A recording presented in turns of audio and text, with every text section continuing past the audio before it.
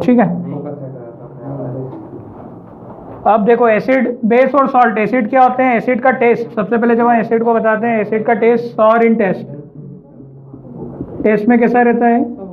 ठीक है, SOUR, sorry, खट्टे रहते हैं टेस्ट में। आपने देखे होंगे जितने भी एसिड्स होते हैं, जैसे कुछ आपने जनरली ईटेबल आइटम्स खाए हुए हैं, जैसे इमली हो गया, ठीक है। ये चली लेते हैं। टेस्ट की स्पेलिंग अलग टेस्ट लेता हूँ ना मैं ज़्यादा। टेस्ट तो कोई वो वाला टेस्ट है ज्यादा है। अब सही है, अब बता दिया करो। सॉर एसिड क्या होते हैं? सॉर स्पेलिंग में सबसे बुरा मैं ही हूँ, इस दुनिया में मुझसे खराब कोई नहीं है, ठीक है। सॉर टेस्ट में होते हैं एसिड। लिटमस पेपर की बात करें तो कैसा कलर को क्या करते हैं litmus paper? Red to blue, red to red और रेड टू ब्लू। बेस होते हैं वो रेड को किसमें कन्वर्ट करते हैं? एसिड को रेड, एसिड ब्लू को रेड करता है, ये एसिड ब्लू टू रेड, ठीक है, याद रखना है आपको। एसिड क्या करेगा? ब्लू टू रेड में कन्वर्ट। बेस क्या होंगे? बिटर, टेस्ट में क्या रहेंगे? कड़वे रहेंगे, ये टेस्ट में रहेंगे। फिर ये क्या रहेंगे? रेड टू ब्लू करेंगे। हाँ, इनकी पीएच की भी बात कर देना अपन यहीं कहीं। इनका पीएच कितना रहेगा? मतलब लेस देन 7, तो 0 से 0 to 7। इसका पीएच कहाँ तक रहेगा? 7 से 14 तक, ठीक है, 7 को क्या लेंगे? न्यूट्रल। और 7 को क्या लेते हैं अपन? न्यूट्रल, ठीक है। अब जो सॉल्ट होते हैं, एक्चुअली जो सॉल्ट होते हैं वो क्या होते हैं? सॉल्ट जब एसिड और बेस को मिलाते हैं हम, तो एक हिस्सा सॉल्ट बनता है, ठीक है। तो सॉल्ट की जनरली जो इसकी कोई टेस्ट नहीं होती, इनका कोई टेस्ट वगैरह और ये कोई इनका इस तरीके से कुछ भी नहीं दिया होता है, ठीक है। पीएच वैल्यू बस जो सॉल्ट की होती है वो 6 से 8 के बीच में हो सकती है, ठीक है, 6 से 8 के बीच में होती है। पर अपन एक जनरलाइज ले लेते हैं सॉल्ट का कि ये 6 से 8 के बीच में। सॉल्ट कब बनते हैं? जब एक हिस्सा एसिड से आता है और एक हिस्सा बेस से आता है, दोनों को मिलाते हैं हम, तो ठीक है।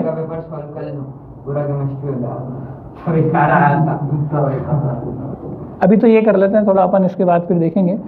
एसिड, बेस और ये सॉल्ट हो गया। अब क्या है, रिवीजन में ऐसा ही होता है, जब ये तुम चीज़ें साल भर से पढ़ रहे हो, अब एक दिन में सब हो जाएगा क्या?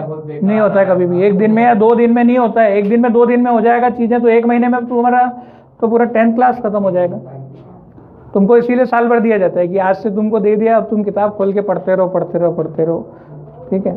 और फिर धीरे धीरे अपन अपना एग्जाम में ही बुक खोलते हैं अधिकतर। इसके बाद आपको प्रॉपर्टीज में इसके इंडिकेटर्स हैं कुछ, वो बात तो नहीं करें अपन। इंडिकेटर्स टेस्ट करने वाले इंडिकेटर कौन कौन से होते हैं? ऑल्फैक्टरी इंडिकेटर्स इसको बोलते हैं। अच्छा, ये तो एक इंडिकेटर था। जैसे पेपर से क्या पता कर सकते हैं अपन?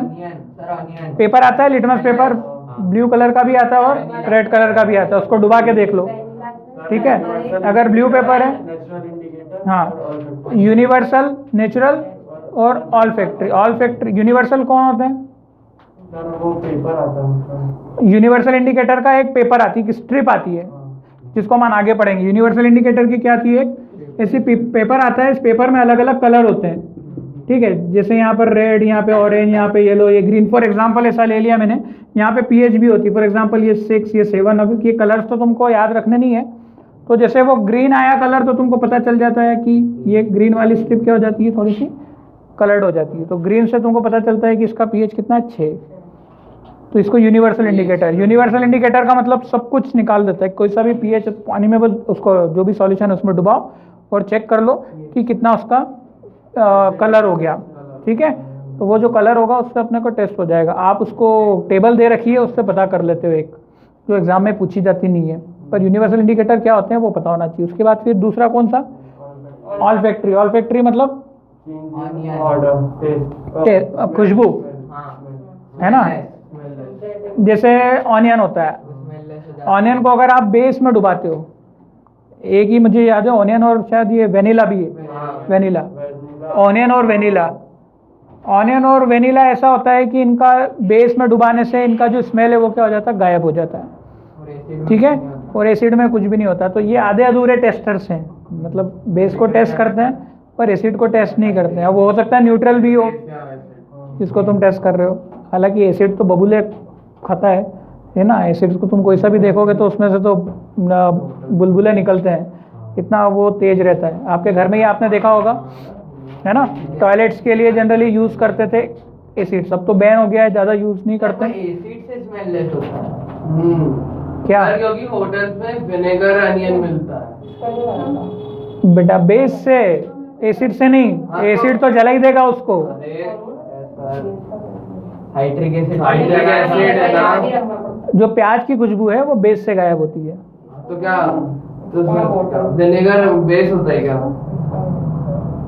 विनेगर बेस नहीं होता है, विनेगर तो एक टेस्टर होता है जिसके अंदर मतलब विनेगर को डुबा के विनेगर को निकालोगे बेस में से और सूंघोगे तो बेस उसकी विनेगर की खुशबू गायब हो जाएगी। ऐसा होता है, चेक करना तुम।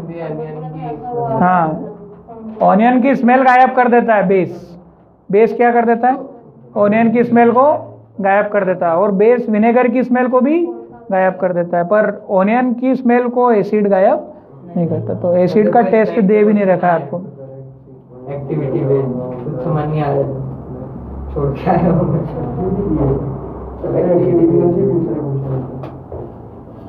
ठीक है, पर अपने को अब यार वो तो क्या है कि सब कुछ अपन ने पढ़ा, तो तुम एक ही एक चीज़ पढ़ते हो ना, तुम आगे बढ़ते नहीं हो। फिर मैं वही तो बोल रहा हूँ, एनसीईआरटी से कुछ आता नहीं है। अब तुम वही चीज़ पढ़ते हो, तो स्कूल के हिसाब से कभी भी एनसीईआरटी मत पढ़ो। हमेशा क्या करो, कहीं से जुगाड़ करो, आसपास क्वेश्चन की वही पढ़ो बस, बहुत अच्छे नंबर लाओगे। तुम्हारे टीचर भी सरप्राइज हो जाएगा, अरे इतने कहाँ से लाने लग गए तुम। तुम्हारी मेहनत उतनी लगेगी। काम के हिसाब से मेहनत करो ना यार, जो तुमको पता है कि यार नहीं पूछते हैं।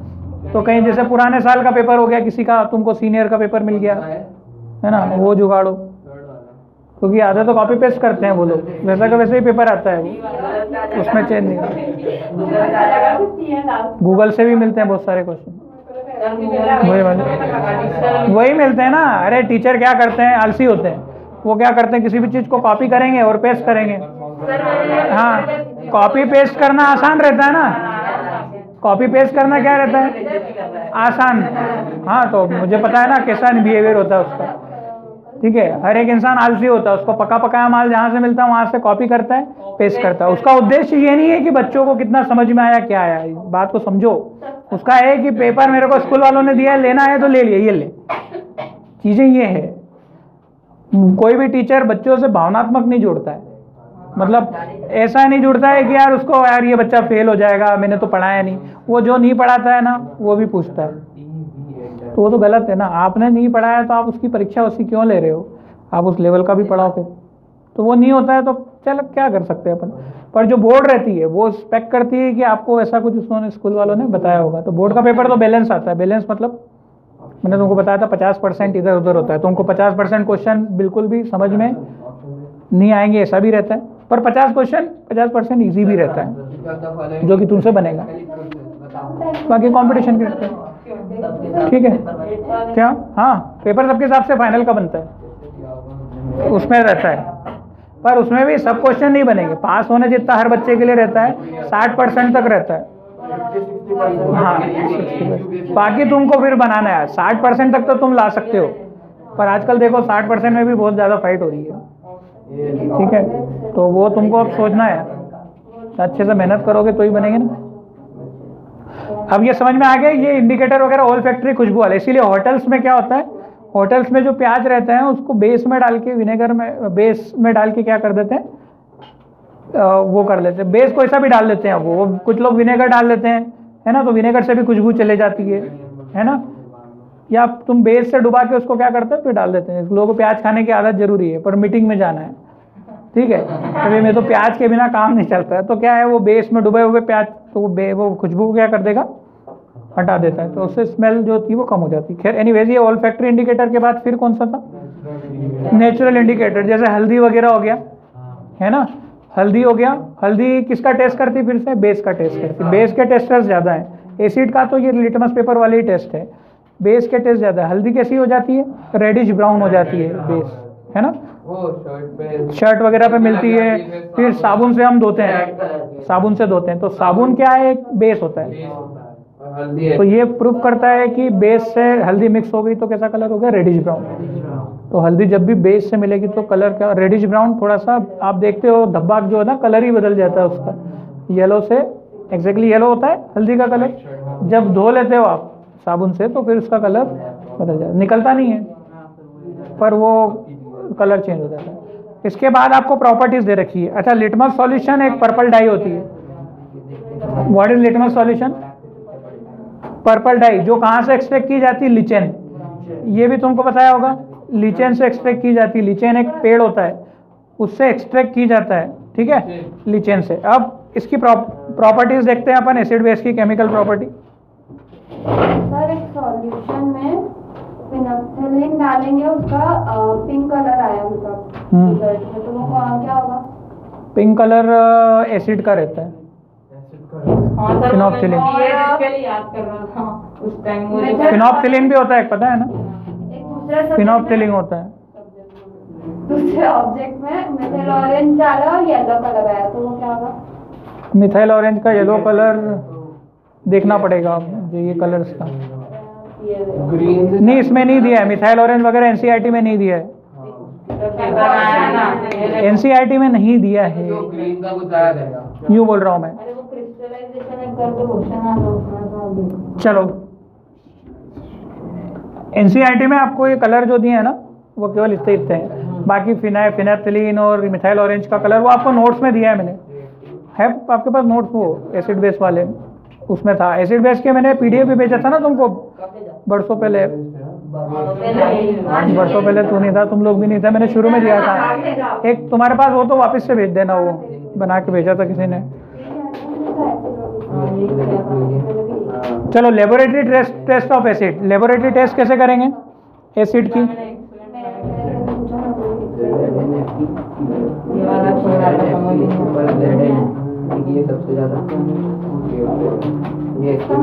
अच्छा, कुछ एसिड के नाम बताओ।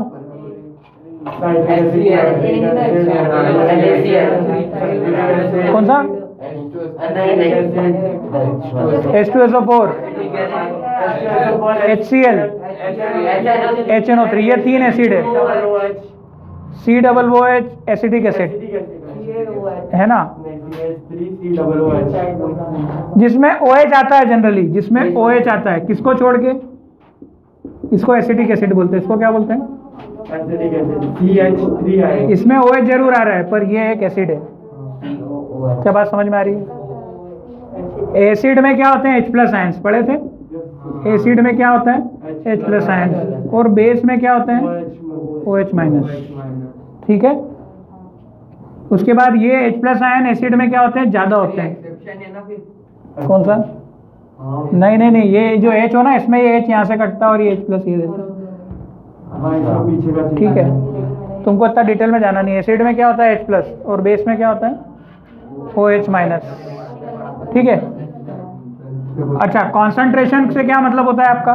Concentration of acid and concentration of base. ज्यादा हाई, हाई कॉन्सेंट्रेशन मतलब पानी का मतलब कॉन्सेंट्रेटेड में पानी बहुत कम रहता है। कॉन्सेंट्रेटेड में पानी बहुत कम रहता है, सुनो, इसकी क्वांटिटी ज्यादा रहती है। डाइल्यूट और कॉन्सेंट्रेटेड में पानी ज्यादा से क्या मतलब है? डाइल्यूट का मतलब है कि H+ आयंस, इसमें H+ आयंस क्या रहेंगे? और इसमें H+ आयंस क्या रहेंगे? मोर। समझ गए? H+ आयंस की फॉर्म में कन्वर्ट किया जाता है इसको। सिमिलरली बेस में भी क्या होगा? OH- डाइल्यूट रहेगा तो क्या रहेगा? OH- रहेगा लेस, और OH- इधर क्या रहेगा? कॉन्सेंट्रेटेड में ज्यादा। ठीक है। अच्छा, ये चीज H+ आयन एसिड अपने H+ कब बनाता है? कब बनाता है? जब इसमें क्या मिलाते हैं? एसिड अपना एसिडिटी कब शो करता है? कोई भी एसिड रहता है ना, जैसे HCl को जब भी रिएक्शन करवाया जाता है तो इसमें क्या मिलाया जाता है? थोड़ा सा पानी। H+ आयन डायरेक्ट नहीं बनता है, इसमें क्या मिलाया जाता है हमेशा? वाटर। जब इसमें वाटर मिलाते हैं तो ये क्या बनाता है? तब जाके H+ मिलाते हैं। तो एक क्वेश्चन था ना कि एसिड में वाटर मिलाए कि वाटर में एसिड मिलाए? वाटर में नहीं, एसिड में वाटर मिला। किसमें मिलाना है? एसिड में धीरे धीरे क्या करना है? धीरे धीरे वाटर मिलाना पड़ता है। ये क्वेश्चन क्लियर है ना तुम्हें? आपको इसका केस स्टडी में आ जाएगा, बहुत बड़ा सा क्वेश्चन दे देंगे पर उसका मतलब वही हो रहा होगा, थोड़ा इंग्लिश पढ़ोगे तो ऐसा कुछ आ सकता है। ठीक है, बहुत कॉमन क्वेश्चन है। बस ये पैराग्राफ में से काम की चीज तुमको समझ में आ जाएगी कि क्या पूछ रहे। देखना बड़े क्वेश्चन कभी भी तुम्हारे डाउट नहीं होते, जो बड़े बड़े होते हैं वो तुमको समझ में आ जाते हैं। क्वेश्चन के डाउट कौन से बनते हैं? कुछ छोटे छोटे वाले लाइंस के बनते हैं। वो बड़े वाले पैराग्राफ तुमको पता चल जाता है कि यार अधिकतर तो उसी में ही बता दिया है, तो वो तुमसे बन जाते हैं, तो वो वाली प्रॉब्लम नहीं है इसमें। अच्छा, इसके बाद फिर ये कुछ ऊपरी ऊपरी तौर पर मैंने बात कर ली है। इसमें क्या आता है? प्रॉपर्टीज आती है एसिड की। ठीक है।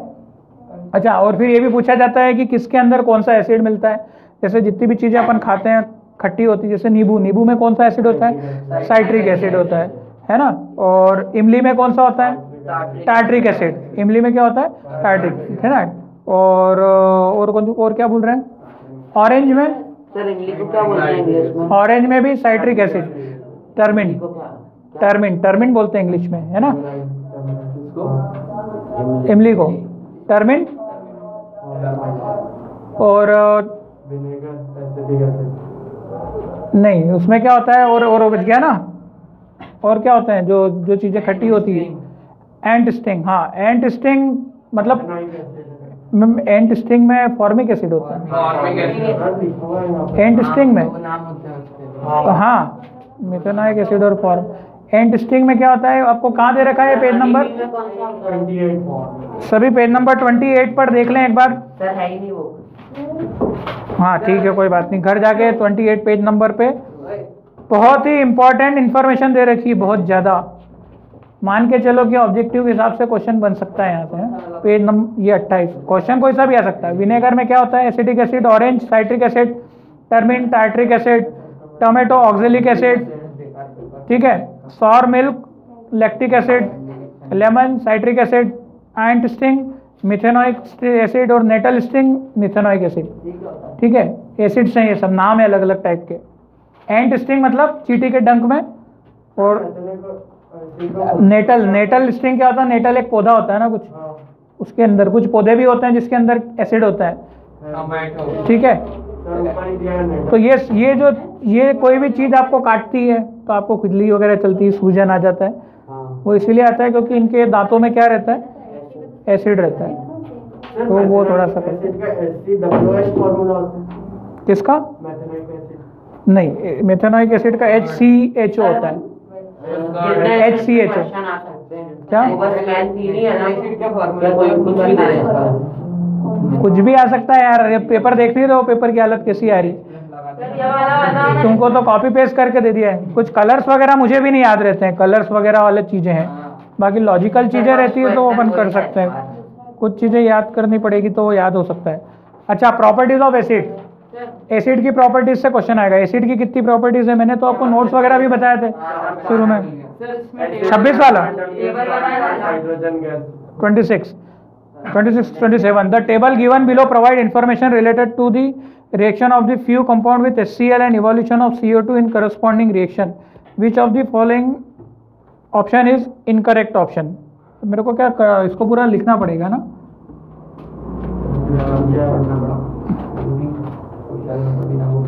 देखो एक टेबल दे रखी है, ठीक है, related to the reaction of few compound with HCl।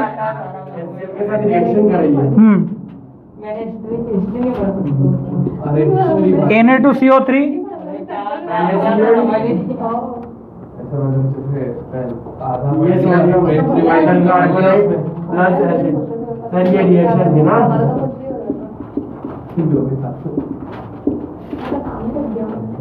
Metal carbonate plus acid gives salt plus carbon dioxide plus water.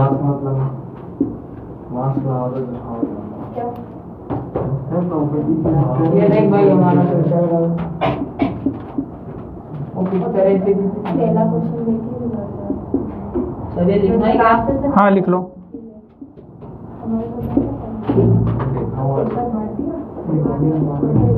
मेरे साथ फिर भी पिक्चर थोड़ी क्लियर आई है, इसके उसमें बहुत बेकार है।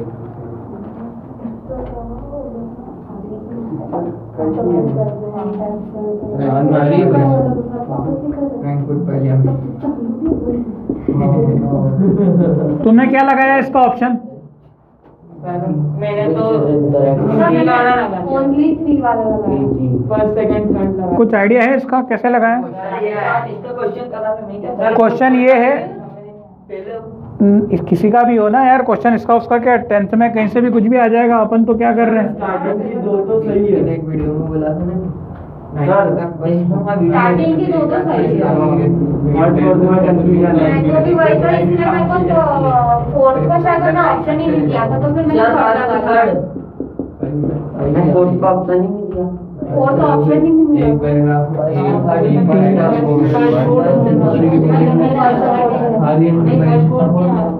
चलो आपको बोला गया है कि अगर ये HCl से ये रिएक्ट करते हैं, है ना, HCl से अगर रिएक्ट करते हैं तो रिएक्टिविटी यस नो यस बता रखी है। ये सही है कि गलत नहीं पता आपको, और उसने यस नो दे रखी है। और फिर CO2 निकलेगा नहीं निकलेगा, ये भी यस नो उसने दे रखा है। तो आपको बताना है कि ये सही बोल रहा है कि गलत बोल रहा है, किस किस चीज़ के लिए सही बोल रहा है और किसके लिए गलत बोल रहा है। ठीक है, तो आप देखो यहाँ पर सबसे पहला जो ऑप्शन है, पहला एंड फोर्थ, क्या सही है कि नहीं? सबसे पहले देखो Na2CO3 क्या है आपका? Metal carbonate. ये एक सॉल्ट है, ये क्या है? एक सॉल्ट। इसका रिएक्शन HCl से हो जाएगा। यस, ठीक है, ये हो जाएगा और यस CO2 बनता है। ये तो रिएक्शन आपको दे रखी। कार्बन डाइऑक्साइड प्रोड्यूस करेगा। ठीक है, सॉल्ट जब HCl से रिएक्शन करता है तो कार्बन डाइऑक्साइड गैस बनती है, मतलब इसमें कार्बोनेट है, इसलिए कार्बोनेट का CO2 मिल जाएगा। ZNO, ये मेटल का क्या है? Oxide. All metal oxide are base. Metal oxide क्या होते हैं? बेस। मेटल के ऑक्साइड क्या होते हैं? बेस। तो इसलिए ये रिएक्शन बेस और एसिड तो रिएक्शन कर लेगा। ये भी क्या है? यस। तो ये दोनों तो सही है ना, पहला और दूसरा सही है। KOH क्या है? एक बेस है, ये भी एसिड से रिएक्शन करता है तो ये भी सही है, परंतु CO2 निकलती नहीं इसमें, ये भी सही है। तो पहले 3 तो क्या है? सही है। AgNO3 आपको, Ag में क्या है? AgNO3, ये एक ऑप्शन एक्सेप्शन भी दिया था आपको। AgNO3 में सर लेकिन फिर ऐसा सर HCl से रिएक्ट करता है या नहीं KOH? HCl से होगा ना, क्योंकि ये तो एसिड है। तो सर ना तो नो लिखा है ना, अच्छा, ये नो दिया है। तो गलत है ना। अच्छा, ये नो दिया है, हाँ, तो यहाँ नो दिया है। एक तो ये वाली चीज आ रही बात समझ में। थर्ड वाला तो क्या है? गलत है। मतलब थर्ड वाला किस में है? या तो D में है या किस में? C में। B, C, D तीनों में है। B ओनली क्या है? ओनली 3। रुको B ओनली 3। अच्छा, ओनली 3, हाँ, तो ओनली 3 गलत हो रहा है। और क्या ओनली 3 क्या हो रहा है? गलत हो रहा है। बाकी तो 1, 2 और 3, 1, 2, 3 ये सब रिएक्शन करते हैं। ये भी क्या है? AgNO3 एक सॉल्ट है। ये भी क्या है? सॉल्ट। कैसे बनाओगे सॉल्ट? कैसे पता चलता है? एक हिस्सा मेटल का आता है और एक हिस्सा HNO3 का से आया होगा, तो NO3 से आता है ना। सॉल्ट में क्या होता है? एक हिस्सा मेटल का रहता है और एक हिस्सा कहाँ से आता है? या तो जो अपना एसिड है उससे आता है। जैसे NaCl क्या है? एक सॉल्ट। NaCl सॉल्ट क्यों बना? एक हिस्सा क्या है? मेटल, और एक हिस्सा कहाँ से आ रहा है? HCl वाला Cl से आ रहा है। सिमिलरली Na2SO4 जो है ये भी क्या है? एक सॉल्ट है। कैसे पता चल रहा है? एक हिस्सा क्या है? मेटल है और दूसरा हिस्सा SO4 कहाँ से आया होगा? H2SO4 से। सिमिलरली NaNO3 ये भी क्या है? एक सॉल्ट। ठीक है, तो कुछ चीज याद रखो, HCl, XSO4 और XNO3 आपको ऑब्जेक्टिव में पूछ लेना, तो याद रखना। X मतलब कुछ भी रख दो यहाँ पर, X मेटल होना चाहिए। X क्या है यहाँ पर? मेटल। तो metal chloride, metal sulphate, metal nitrate, ये सब क्या है? सॉल्ट। ठीक है, वैलेंसी Ag की 2 भी होती है, मल्टी वैलेंसी होता है सिल्वर। चलो और कुछ? तो इसमें तुम्हें ये पता होना चाहिए था कि ये बेस तो एक अच्छा क्वेश्चन था। इसमें क्या है? बेस और एसिड तो मिलते हैं ना आपको, इसकी प्रॉपर्टी थी। सर क्वेश्चन नंबर 36 का आंसर है। चलो 36 क्या है? Sir colour white light white light का सर कोई चीज ऐसा होता है कि वो रिएक्ट करती जाएगी अगर बार-बार हाँ होती जाएगी। होता है। अच्छा रिएक्शंस बहुत टाइम तक भी होती है, कुछ रिएक्शन रिवर्सिबल भी होती है। रिवर्सिबल मतलब इसका उधर बन गया तो उधर से वापस इधर भी बनना चालू हो जाता है ना, वो सब आगे भी होती है। चलो हाँ, एसिड की प्रॉपर्टी बताओ। एसिड और एसिड का रिएक्शन पहले किससे है? मेटल से। मेटल और एसिड मिलके क्या बनाता है? Salt plus hydrogen gas. Hydrogen gas का टेस्ट कैसे करते हैं? टेस्ट मेटल प्लस एसिड मिलके salt, candles test, pop song, ठीक पता है। फिर मेटल का किससे रिएक्शन? एक आध दो रिएक्शन। मेटल मान लो क्या है? सोडियम। सोडियम का रिएक्शन करा है HCl से, बताओ क्या बनेगा? सॉल्ट है NaCl प्लस H2, ठीक है। चलो Mg प्लस HCl क्या बनेगा?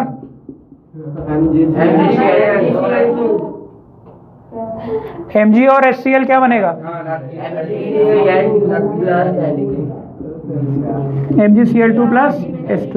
ये MgCl क्यों नहीं बनेगा? वैलेंसीज, ये बताया था मैंने शुरू में आपको। ये सब किसके हिसाब से बनता है? वैलेंसीज के हिसाब से। अपन आपको ऑब्जेक्टिव में यही इक्वेशन दे देंगे और 3-4 ऑप्शन दे देंगे। यहाँ पर x क्या है? MgCl, MgCl2, MgCl3, 2-3 गलत रहेंगे और एक सही रहेगा, तो आपको MgCl2 क्लियर हो गया। नहीं तो तुम NaCl के जैसे क्या सोचोगे? Mg और Cl को जोड़ के और टिक करके आ जाओगे, तो ये चीज़ गलत रहेगी। यहाँ पर अगर मैं एल्यूमिनियम ले लूँगा तो एल्यूमिनियम प्लस HCl का क्या बनेगा बताओ?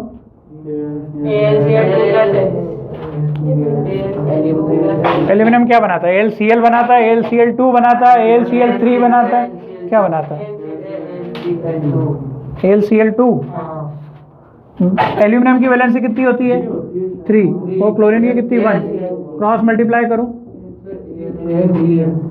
तो LCl3 प्लस H2, ठीक है। तो ये इस टाइप से रिएक्शन बनती है। फिर अपन ने दूसरी कौन सी पढ़ी थी? मुझे एकदम से याद नहीं आ रही है। दूसरी अपन ने पढ़ी थी एसिड का रिएक्शन किससे? बेस से कराया था? नहीं, डायरेक्ट बेस पे नहीं आए थे अपन। हाँ, metal oxide. Metal oxide plus acid से क्या आता है? सॉल्ट प्लस वाटर, ठीक है। Metal hydroxide. कोई भी मेटल का ऑक्साइड बताओ।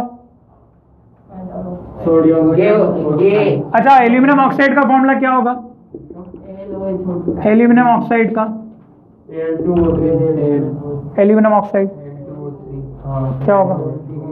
कैसे बनाएंगे? एल्यूमिनियम है तो इधर लिखेंगे एल्यूमिनियम, ऑक्साइड है तो उधर क्या लिखेंगे? ऑक्साइड। एल्यूमिनियम की वैलेंसी 3, इधर कितनी? 2, Al2O3।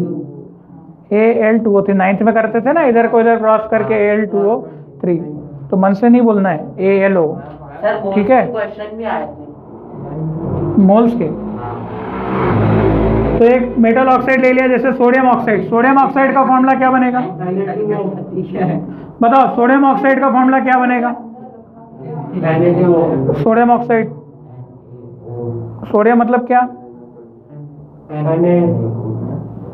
Na, और Na का 1 होता है, ऑक्साइड का क्या? 2, तो फॉर्मूला क्या बनेगा?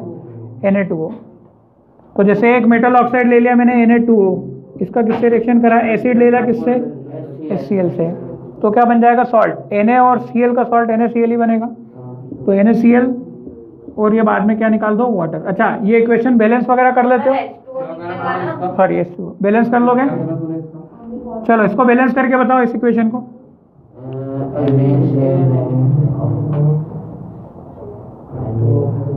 आता है बैलेंसिंग? सर इधर NaCl के आगे इधर एक 2 लगेगा और उधर HCl के आगे।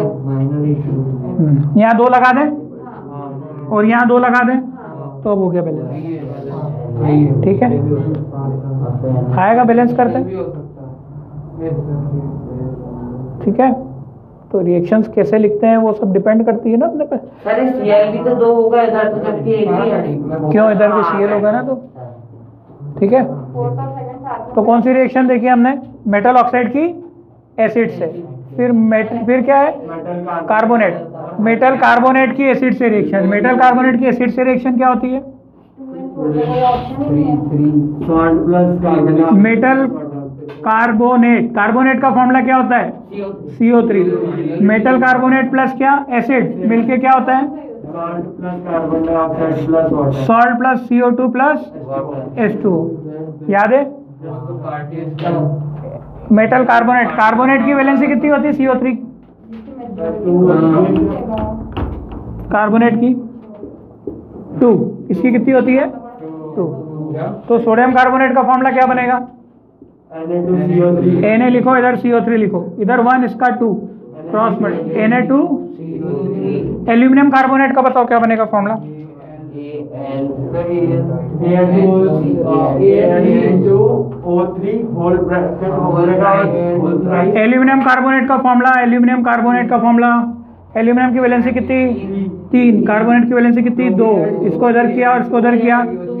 Al2CO3 33 मत लिख देना, इसको क्या ब्रैकेट लगा देते हैं, Al2CO3 होल थ्राइस। याद आया? समझ में आ रहा है? ये 9th में किया था हमने, ऐसे कार्बोनेट के फॉर्मूले ही पूछ लिए तुमसे, बताओ क्या formula, which of the following formula is correct for aluminium carbonate, तो आपको निकालते आ जाना चाहिए। सोडियम कार्बोनेट, जिंक कार्बोनेट का फॉर्मूला क्या बनेगा? जिंक की वैलेंसी होती है 2 और कार्बोनेट की कितनी? 2। ये 2 और ये दोनों कैंसिल हो जाते हैं, ZnCO3। जब ये दोनों सेम होते हैं तो क्या होता है? कैंसिल होता है ना?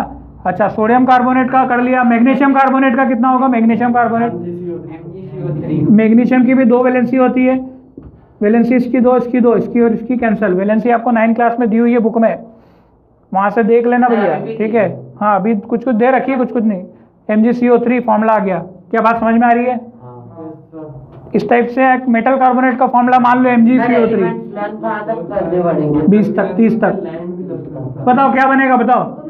सिल्वर और गोल्ड तो उसके बाहर रहते हैं ना, तब भी दे देते हैं। कुछ कुछ याद रखना है, सिल्वर और एयर तो कहीं से नहीं तक। बताओ रिएक्शन में क्या बनेगा? CO2 plus H2O। ये एक मेटल का कार्बोनेट है और एक HCl, तो आपको पता होना चाहिए मेटल का कार्बोनेट और एसिड तो क्या बनता है? सॉल्ट। सॉल्ट मैग्नीशियम और क्लोरीन से मिलके क्या बनता है? MgCl2 प्लस CO2 प्लस क्या ये बैलेंस है? नहीं सर, बैलेंस चलो कर लो, कैसे होगी? हो पाएगी बैलेंस? शिवांश इधर देखो, आता है सब? बैलेंस करो। HCl से आगे 2 लगा दो। यहाँ 2 लगाया, अब सर हो गई?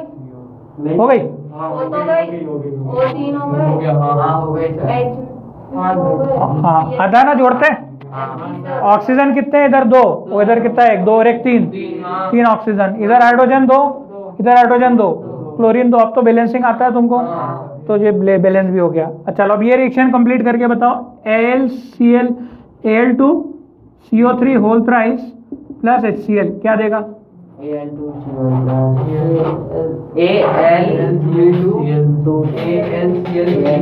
सर यहाँ पे 2 AlCl3 plus CO2 plus H2O, बाकी बैलेंसिंग करना रहेगा। समझ में आ रही बात? सर आपने यहाँ पे Al2 लिखा है, Al की वैलेंसी 2 लिखी आपने। Al2CO3 होल थ्राइस है ना? अब ठीक है। कार्बोनेट कितने? 3 है।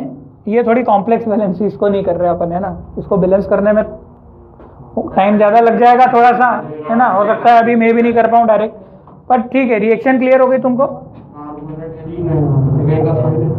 ऑब्जेक्टिव में अगर पूछे what is the value of x to balance this equation, तो आप उसको कर सकते हो। जैसे क्वेश्चन कैसा है? HCl में 6 लगा देंगे। किसमें? HCl में। हाँ, वो तुम करके देख लेना, अभी नहीं कर रहे अपन इसको। इसकी बताओ। Na2CO3 प्लस HCl मिलके क्या देगा, बताओ? NaCl plus CO2 NaCl plus CO2 plus H2O। Clear हो रहा है? Metal carbonate, metal carbonate, metal carbonate और एसिड ऐसे मैच करना है आपको। मेटल कार्बोनेट और एसिड से एक सॉल्ट। सॉल्ट कैसे बनेगा? Na और Cl। कुछ सॉल्ट मैंने बताया था आपको, वो लिख के उस टाइप से बताने पड़ेंगे।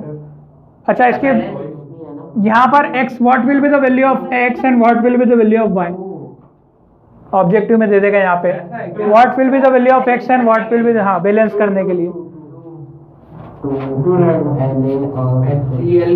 ठीक है,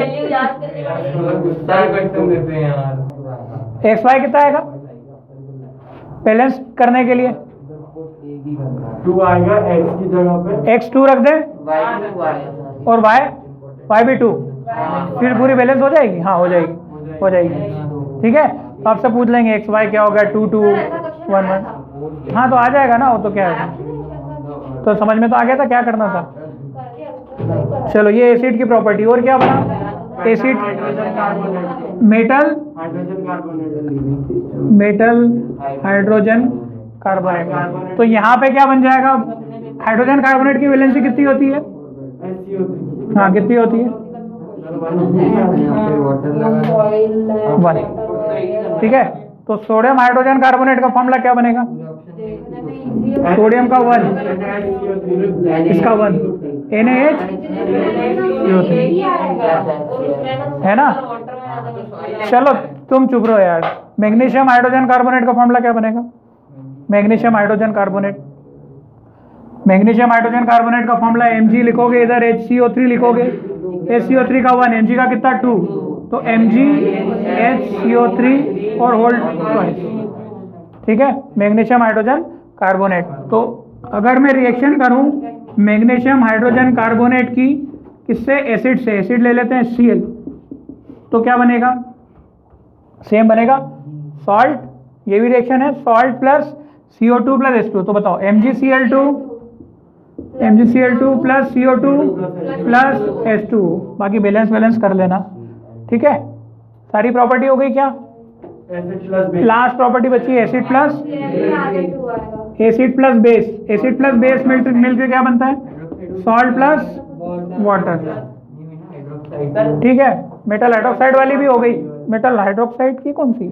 अच्छा बेस की, बेस की प्रॉपर्टी ज्यादा नहीं है आपको, बेस की प्रॉपर्टी ज्यादा नहीं है आपको।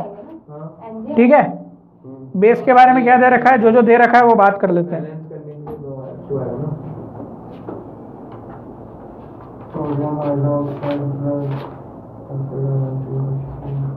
क्या दे रखी बेस की? तो कुछ दे ही नहीं रखी है आपको। हाँ, reaction of non metallic oxide with base, बस ये चीज याद रख लेना। नॉन मेटल ऑक्साइड जो भी रहते हैं वो क्या रहते हैं? Acidic in nature. Metal oxide कैसे रहते हैं नेचर में? मेटल ऑक्साइड का नेचर क्या रहता है? बेस। मेटल ऑक्साइड का नेचर क्या रहेगा? बेस। मेटल ऑक्साइड के नेचर क्या रहेंगे? बेस। और फिर नॉन मेटल ऑक्साइड क्या रहेगा? एसिड। ये कुछ मेन चीजें जो तुम छोड़ सकते हो मैंने बता दी। जैसे आपसे पूछ लिया कि CO2 एसिड है कि बेस, हालांकि अब ये तो क्या इसका अपने को pH नहीं पता है। अब जैसे कार्बन क्या है? नॉन मेटल, और ये क्या? ऑक्साइड।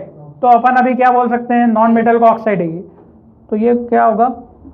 एसिड होगा। क्या बात समझ में आ रही है? अब जैसे मैंने पूछ लिया Na2O एसिड है कि बेस, तो ये क्या है? मेटल का ऑक्साइड। मेटल का ऑक्साइड क्या होता है? बेस। मेटल का ऑक्साइड क्या होता है? बेस। तो ये क्या बना है? बेस बन जाएगा। ठीक है, लॉजिकल क्वेश्चन फिर वो टेबल वेबल बना के देते हैं, तो आपको लॉजिक से सोचना पड़ता है, आपको जो दिमाग लगा के, और क्या सही क्या गलत है वो सब चीज़ें फिर बन सकती है। जैसा तुमने जो पूछा था अभी, बना था कि नहीं वो? ठीक है, तो इस टाइप से ये दो चीज़ें याद रखना। अच्छा, एक्वारेजिया क्या होता है? एक्वारेजिया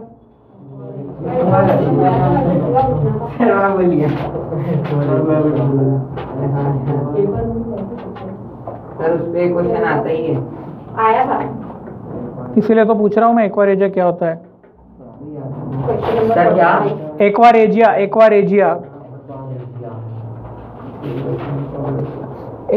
है ना, क्या होता है? एक्वारेजिया एक ज़्यादा स्ट्रॉन्ग एसिड होता है जिसके अंदर सिल्वर और गोल्ड भी घुल जाता है।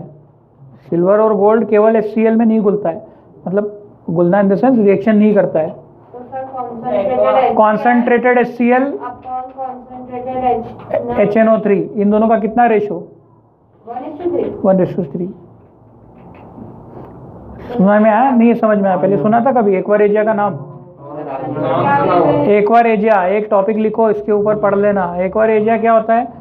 एक्वारेजिया एक ऐसा मिक्सचर होता है, आप खुद से बना सकते हो। कितना? 1:3 ना? 1:3 किसका है? 1:3। 1:3 में HCl और HNO3, 3 हिस्से किसके रहेंगे?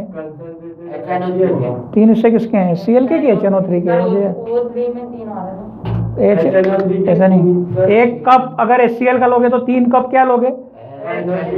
HNO3 का लोगे, ऐसा रहता है। या फिर 1 कप HNO3 का लोगे तो 3 कप HCl का लोगे। तो तीनों में से कौन सा सही है? HCl पहले आता है ना? नहीं, पर मुझे क्लियर नहीं है, मतलब HCl है पहले कि HNO3?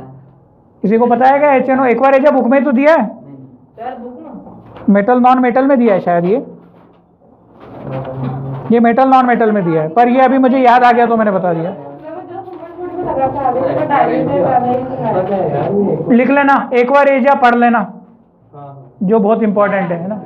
HCl और HNO3 का मिक्सचर है, पर किसमें कितना है वो नहीं मेरे को थोड़ा क्लियर हो रहा है, मुझे ढूंढना पड़ेगा। 1 HCl होता है कि 1 HNO3 होता है? मतलब 1 पार्ट HNO3 का होता है कि 1 पार्ट HCl का होता है? दोनों में से कुछ कंफ्यूजन है। चलो, इसके बाद फिर नेक्स्ट में क्या बन रहा है आपका? बेसिस हो गया, ये हो गया, केमिकल प्रॉपर्टीज हो गई, पीएच। हाँ, पीएच क्या होता है? पीएच स्केल सभी को पता है, तो पीएच भी आपको क्लियर है। पीएच स्केल क्लियर है? नहीं, इसका रेशियो क्या होता है? वो देखना पड़ेगा, मुझे मिला नहीं। आपको दिया ऑप्शन दिया है आपको? हाँ, तो बताओ ना क्या दिया है पेपर। हाँ, ये कौन सा क्वेश्चन है? 45 में लिख ही लो ना, कभी मिल जाएगा तो मैं देख लो, बता दूंगा उसमें। छोटे क्यों? एक बार ये जाए ऐसे तो मेटल नॉन मेटल में मतलब एकदम से चीज़ें। हाँ, आपने क्या टिक किया? अच्छा, 1:, सभी तो है इसमें, 4 ऑप्शन है। कॉन्सेंट्रेटेड, ठीक है, ए और सी में से कुछ ना कुछ है, वही 1:3 और 3:1 इसमें भी है। A:3, 1:3। मुझे लग रहा है शायद ये पहला वाला है। ये डाइल्यूट नहीं होता है, कॉन्सेंट्रेटेड रहते हैं दोनों, 1:3।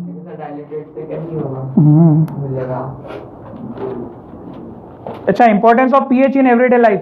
पीएच का क्या योगदान है रोज की लाइफ में? जैसे are plants and animals pH sensitive? 5.5। कितनी की रेंज होती है? इंसान जो रहता है ना, हमारी पूरी बॉडी का जो पीएच है ओवरऑल 7 से लेकर 7.8। हमारी बॉडी का जो मीडियम अंदर का जो है वो एसिडिक नहीं है, कैसा है? पूरा बेस है। मतलब एक एवरेज ले लिया है, पेट के अंदर एसिड होता है, पर ऐसे सबको मिला जुला के एवरेज ले तो कितना? 7.8 है। अच्छा, what is the pH of soil in backyard? आपका जो पीएच रहता है ना बैकयार्ड, मतलब जो आपका बरांडा वगैरह रहता है या फिर कोई खेती वगैरह करता है, वहाँ की जो मिट्टी है उसका पीएच कितना रहना चाहिए? वो ना तो ज़्यादा एसिडिक होना चाहिए ना ज़्यादा बेस होना चाहिए, है ना, न्यूट्रल के आसपास होना चाहिए। तो अगर ऑब्जेक्टिव आए तो मिट्टी एसिडिक भी नहीं होना चाहिए और बेस भी नहीं होना चाहिए, इसके टेस्टिंग होती है। अच्छा, डाइजेस्टिव सिस्टम में पीएच का क्या यूज़ है बताओ? हाँ, आपका हमारा जो वही पेट से ही बताया हुआ है इसको, कि आपका जो स्टमक होता है वो गैसेस, अब कुछ जूसेस सिक्रेट करता है, जिसमें HCl भी होता है। HCl क्या होता है? जितने भी बैक्टीरिया होता है उनको क्या कर देता है? खत्म कर देता है ना। तो HCl भी क्या कर रहा है? जनरली एक क्या एसिड है। तो रोज के जीवन में पीएच का क्या यूज है? HCl एक एसिड है और उसका पीएच कितना है? कुछ जो भी एसिड की रेंज का होता है, एसिड अच्छा रहता है, मतलब पेट में जो पीएच है वो कितने का है?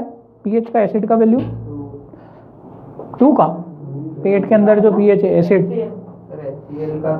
नहीं HCl के तो बहुत बदल के आ सकते हैं ना, कितने का भी HCl हो सकता है, जितना H+ मिला उतना हो सकता है, हो सकता है ना।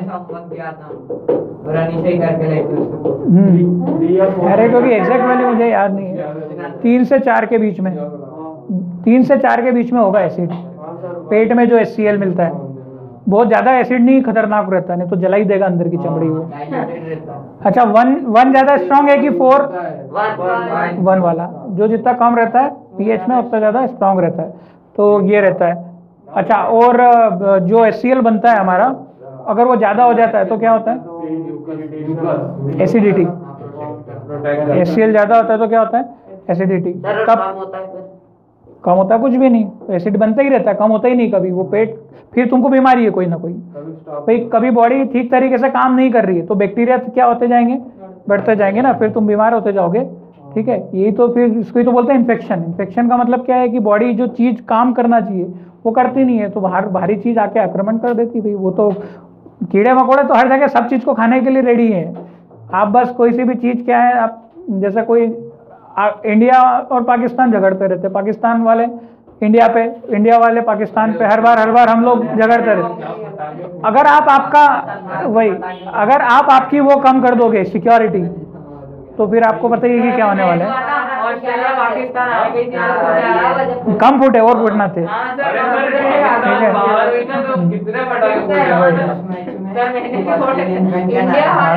दिवाली के दिन मत फोड़ा करो एक बार, ऐसे दिन पे ज्यादा फोड़ना चाहिए। हाँ वही तो, अब तुम लोग यूथ हो है ना, तुम लोग यूथ हो, अब तुम लोग आगे का भविष्य हो, तो तुम लोग जितना अभी कट्टरपंथी हिंदुओं में भी रहना चाहिए, सब हिंदू है ना।